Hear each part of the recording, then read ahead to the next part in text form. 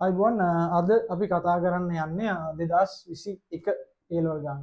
හරි 21 ඒලවල් ගානත් ඔයාලට පේනවා මේ පාස් පේපර්ස් දිහා බැලුවා නම් එක සමාන විදියට එකම විදියේ ගණන් ටිකක් යන්නේ MCQ එකට.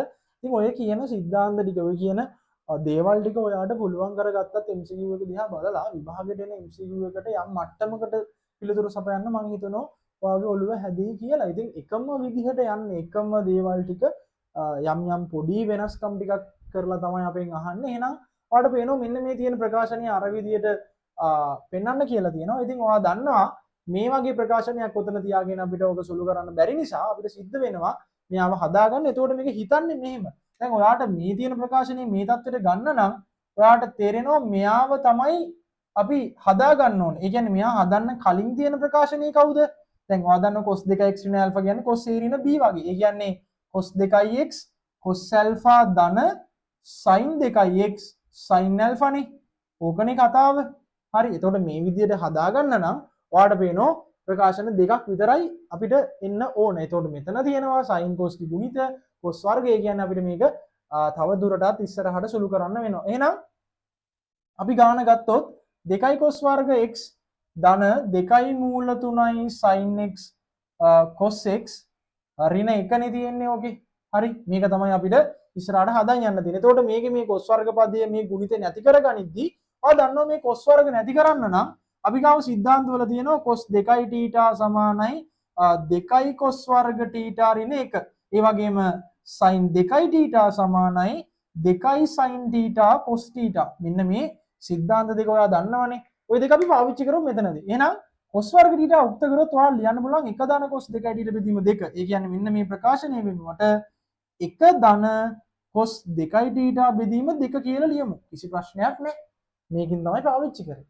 එතකොට මේකෙත් මේ මූල තුන ඉස්සරහට ගෙනල්ලා දෙක මෙයත් එක්ක ගත්තොත් මූල තුන වතාවක් 2 sin θ sin x cos x නේ. ඒ කියන්නේ මූල 3යි sin 2x කියලා අපිට ලියා ගන්න පුළුවන්. පැහැදිලිද කතාව?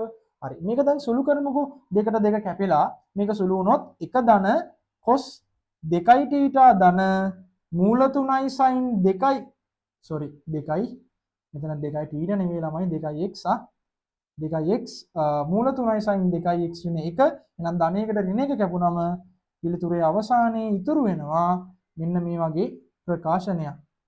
දැන් අපිට මේ වගේ ප්‍රකාශනයක් ආවම මේ විදිහට හදා ගන්න ඕන නම් අපි දන්නව කරන්න ඕන දෙක අපි පාස් පේපර්ස් වල සිද්ධාන්ත කතා කරද්දි කතා කරා මෙයාලගේ සංගුණක වර්ග කරලා එකතුවේ වර්ගමූලය ගන්න. මෙයාගේ නම් සංගුණක 1යි 1 වර්ග ධන මෙයාගේ සංගුණකේ මූල 3 වර්ගයේ වර්ගමූලය. ඒතර මූල 3 වර්ගය 3යි 3යි 1යි 4යි 4 මූල කියන්නේ 2යි. එහෙනම් අපි දෙකෙන් වැඩි කරන ගමන් දෙකෙන් මේ තියෙන සෙට් එක බෙදාගෙන යනවා.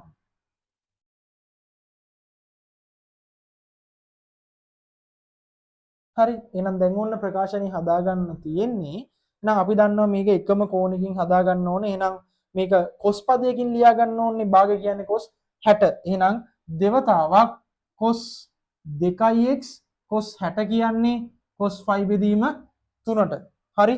ධන sin 2x sin 5 බෙදීම 3. sin 60 මූල 3 බෙදීම 2යි. එහෙනම් ඔන්න ප්‍රකාශනය ආව. එහෙනම් මේක හදා ගන්න පුළුවන්.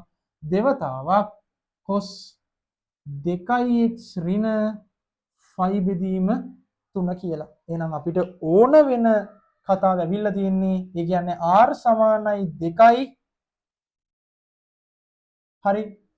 alpha සමානයි 5 බෙදීම 3යි. ඉතින් ඕක 94 කෝණයක්. r කියන්නේ 2. ඉතින් හරි කතාව. හරි.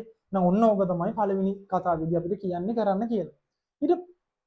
ඊට පස්සේ තියෙනවා මෙන්න මේ ප්‍රකාශනයේ විසඳන්න කියලා එකක්. ඉතින් අපි බලමු මොකද්ද කියන්නේ කියලා.